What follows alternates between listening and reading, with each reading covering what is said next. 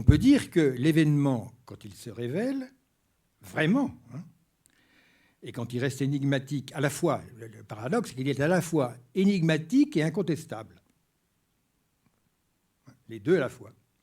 À ce moment-là, c'est une révélation, parce qu'il se révèle lui-même et il me révèle à moi-même. C'est-à-dire qu'en fait, le champ du possible était beaucoup plus large que je ne l'imaginais.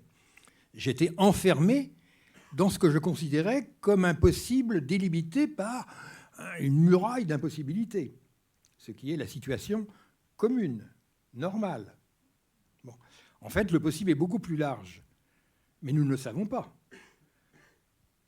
Jusqu'au moment où le possible brise la frontière de l'impossible.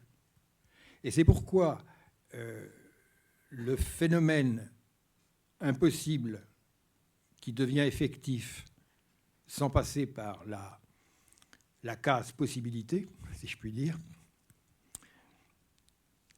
donc qui me reste énigmatique, ce phénomène-là, je n'oublierai jamais. Et je soutiens que notre vie réelle, notre odyssée personnelle, elle est scandée par un certain nombre, assez limité finalement, de phénomènes que nous n'oublierons jamais. C'est l'inoubliable qui nous fait. Et personne n'a le même inoubliable ou les mêmes inoubliables que quelqu'un d'autre.